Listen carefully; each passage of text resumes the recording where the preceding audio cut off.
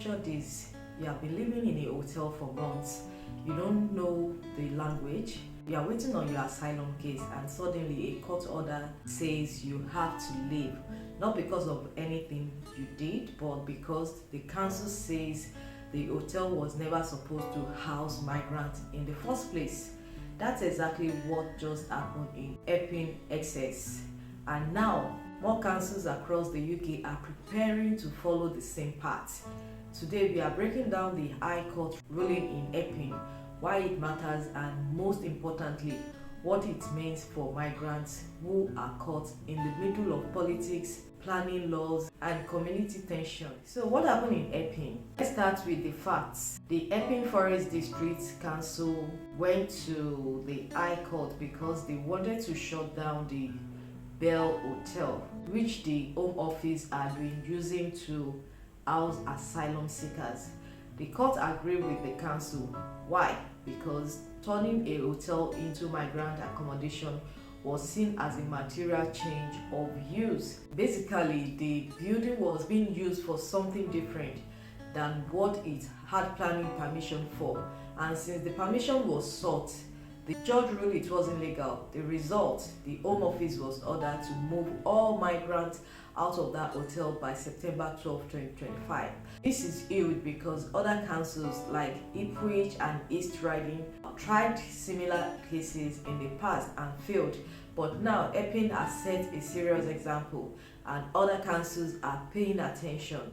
Epping's victory has opened the floodgates. Now, Labour councils like Tamworth and Wirral, as well as conservative areas like Broxbourne and East Lindsey, are considering legal actions too.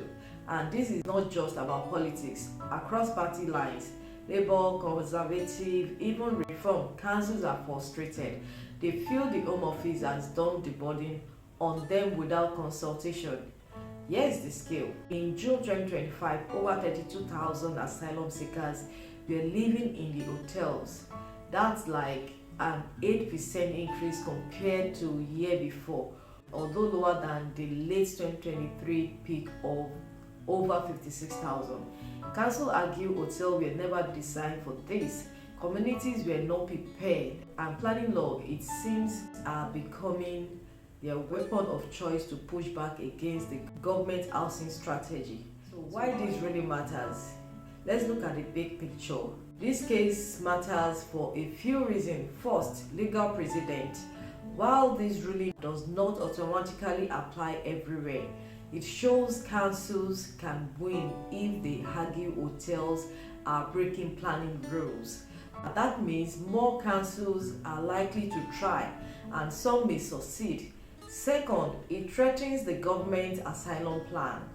The UK has been relying heavily on hotels to house people waiting for asylum decision. If more councils block this option, the government may be forced to scramble for alternatives like barges, disused military bases, or trying to find out private housing. But all those options come with their own headaches. Third, clash of priorities. On one hand, you have planning law and local concerns. On the other hand, you have the UK's obligation to provide shelter to asylum seekers. This really shows that local rules can actually override national priorities. And fourth, political pressure. For some, this ruling is a win for local safety and community rights. For others, it is a setback for humanitarian responsibility. Either way, it's becoming a flashpoint issue. Expect more heated debates in Parliament and in the media.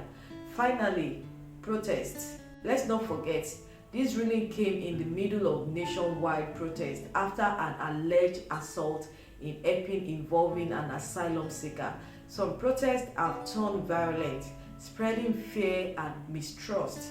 That political pressure was definitely part of the backdrop here. How does this affect migrants? Now let's put ourselves in the shoes of the migrants. Displacement. The people staying in the Bell Hotel now have to move, possibly with very little notice.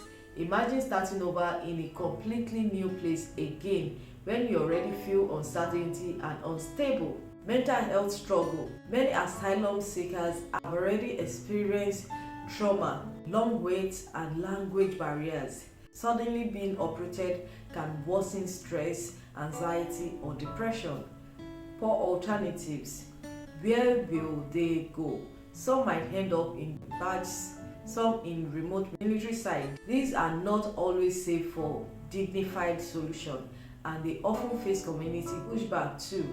Community tension. In areas where migrants are moved, some locals might react negatively without proper communication and support. Social cohesion break down even further. Political chaos.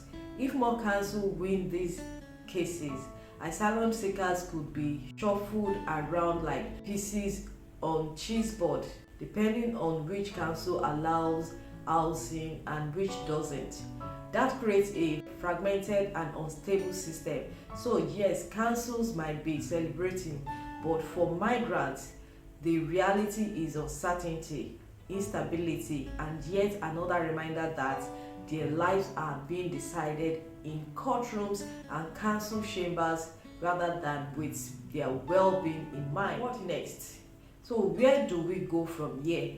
The Epping case highlights a few big lessons. Planning laws have real power. They can't just be brushed aside for national convenience. The asylum housing system is broken.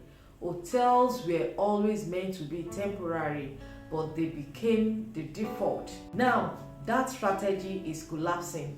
Migrants are paying the price. Behind the headlines, we are talking about human beings, families, individuals who need stability while they wait for decisions on their future. We need better dialogue.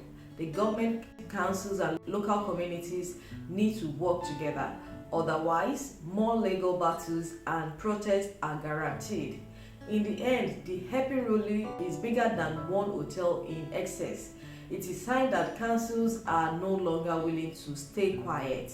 And with more councils preparing to follow suit, we may be seeing the start of a nationwide shutdown over asylum housing.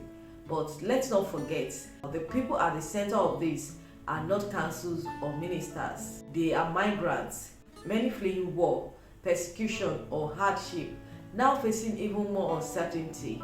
The big question is, will the UK find a balanced human solution, or will legal battles and protests keep deciding the fate of thousands of vulnerable people? What do you think? Should councils have the final say, or should the government push back to protect its asylum system? Let me know your thoughts in the comments. Thanks for watching. I'll see you in the next one. Bye.